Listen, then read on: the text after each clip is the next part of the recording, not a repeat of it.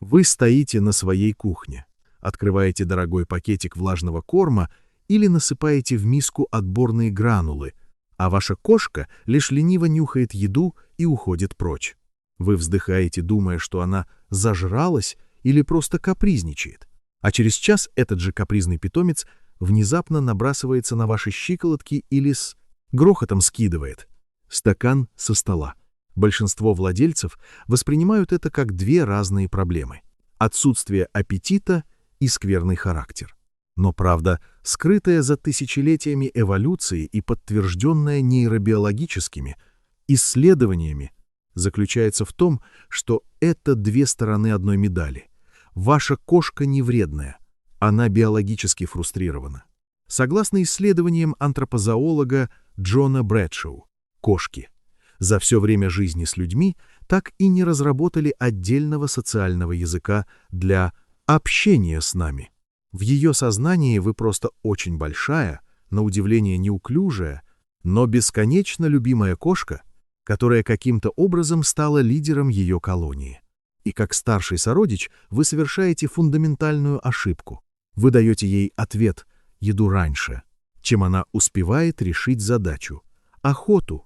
Сегодня мы разберем, почему повторяющееся кормление без активности – это тихий убийца аппетита и главный триггер раздражительности. Мы узнаем, как разомкнуть цикл предаторной охотничьей фрустрации, почему ваш безлимитный буфет разрушает печень вашего друга и как превратить обычный обед в акт биологического исцеления. Приготовьтесь. Этот сценарий – ваш пропуск в мир, где питание становится не просто калориями, а ключом к долголетию и покою вашего маленького хищника. Часть 1. Тень дикого предка цикл, который нельзя нарушать. Чтобы понять, почему ваша кошка отказывается от еды, нужно взломать ее биологический код. Кошки – засадные хищники. Их мозг запрограммирован на четкую последовательность действий. Выслеживание, погоня, прыжок, захват, убийство, еда, сон. В дикой природе кошки проводят до 80% времени бодрствования в поисках пищи. Когда мы просто ставим миску на пол, мы вырываем из этой цепочки еду и сон, выбрасывая все остальное. Для кошачьего мозга это когнитивный диссонанс. Вы даете им приз без борьбы. Исследования показывают, что момент захвата игрушки или добычи вызывает мощный выброс дофамина-гормона – удовлетворение. Без этого дофаминового моста еда теряет свою ценность. Когда цикл не завершается, накопленная энергия никуда не исчезает. Она превращается в раздражительность и агрессию. Те самые ночные тыгадыки или внезапные укусы за руки – это не плохое поведение, а попытка организма сбросить охотничье напряжение, которое вы не помогли ей реализовать. Часть 2. Ловушка безлимитного буфета и метаболический стресс. 95% владельцев практикуют свободное кормление. Миска с сухим кормом стоит весь день. С точки зрения человека это удобно. С точки зрения биологии кошки это химическая атака на органы. Кошка – облигатный хищник. Ее метаболизм настроен на белок и жир. Типичный сухой корм содержит от 30% до 50% углеводов, в то время как природная диета – менее 5%. Когда кошка кусочничает весь день без активности, ее уровень сахара в крови постоянно скачет. Поджелудочная железа работает на износ, вырабатывая инсулин. Это прямой путь к диабету второго типа. Но это не все. Лишние углеводы превращаются в жир, который откладывается в печени. Печень кошки уникально плохо справляется с переработкой жира. Если такая кошка из-за стресса или скуки пропустит прием пищи всего на 48-72 часа, накопленный жир может хлынуть в печень, вызывая липидоз, смертельно опасное состояние. Скука и отсутствие охоты ведут к потере аппетита, а потеря аппетита у раскормленной кошки – это биологический обрыв. Часть 3. Усталость усов – архитектурная ошибка питания. Вы когда-нибудь замечали, как кошка выгребает еду лапой на пол или ест только из центра миски? Мы часто думаем, что это прихоть. На самом деле кошка страдает от сенсорного перегруза, известного как усталость усов. Усы кошки, вибрисы, это сверхчувствительные антенны, соединенные напрямую с мозгом. Они чувствуют даже движение воздуха. Когда кошка просовывает мордочку в глубокую или узкую миску, ее усы постоянно касаются бортов. Это вызывает дискомфорт, похожий на удары микротоком или постоянный шум. Кошка хочет есть, но биологическая боль от прикосновения усов заставляет ее отступить. В результате снижение аппетита и раздражительность от голода. Решение. Используйте только широкие и плоские тарелки. Дайте ей возможность есть, не задевая краев своими высокоточными датчиками. Часть 4. Секрет жидкого золота. Искусство гидратации. Кошки-выходцы из пустыни. У них очень низкий порог жажды. В природе они получают 70-80% влаги из добычи. На диете из сухого корма они живут в состоянии хронического тихого обезвоживания. Когда организму не хватает воды, почки начинают концентрировать мочу до предела. Это медленно уничтожает их функцию. К моменту, когда вы заметите, что кошка начала много пить, она может потерять до 75% функции почек. Чтобы вернуть интерес к еде и спасти органы, ветеринары рекомендуют метод жидкого золота. Рецепт вашего эликсира долголетия. 1. Возьмите 1 пакетик качественного влажного корма. 2. Добавьте 150 мл чистой теплой воды. Сан. Добавьте немного кремового лакомства или костного бульона без соли и чеснока. Для аромата 4. Взбейте все блендером до состояния однородного жидкого шелка. Кошка выпьет это до последней капли, потому что для ее мозга это не вода, а жидкий банкет. Это промывает почки и возвращает ей бодрость. Часть 5. Интеллектуальный голод. Как заставить мозг работать? Если ваша кошка скучает у миски, пора внедрить пищевые головоломки, пазл, фидеры. Исследование, опубликованное в Journal of Feline Medicine and Surgery, доказало, кошки, которым приходится добывать корм из головоломок, показывают значительное снижение уровня стресса и агрессии. Когда кошка решает задачу, ее мозг работает. Это утомляет ее сильнее, чем беготня. Вы можете сделать это бесплатно. Спрячьте маленькие порции корма в разных частях комнаты. Используйте картонные коробки с отверстиями. Оставьте еду внутри бумажного пакета на полу. Когда охотничий инстинкт удовлетворен через добычу еды, кошка чувствует себя реализованной. Ее аппетит становится стабильным, а раздражительность исчезает. Часть 6. 15 минут, которые меняют судьбу. Самое мощное лекарство от раздражительности – это интерактивная игра. Но 90% владельцев играют неправильно. Они машут игрушкой перед носом кошки, ожидая реакции. Но кошки не преследователи, они мастера засады. Правильный протокол охоты. 1. Двигайте игрушку от кошки, а не к ней. Убегающая добыча включает триггер в мозгу хищника. 2.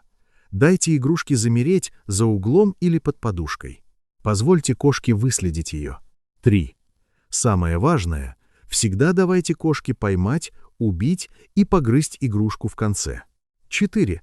Сразу после этого дайте ей еду или лакомство. Этот ритуал закрывает биологический цикл. Мозг получает сигнал «охота успешна». Еда получена. Можно отдыхать.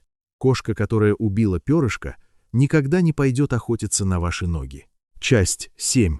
Скрытые сигналы боли. Почему? Вчера все было нормально. Кошки – величайшие лжецы в том, что касается боли. В дикой природе показать слабость значит стать добычей.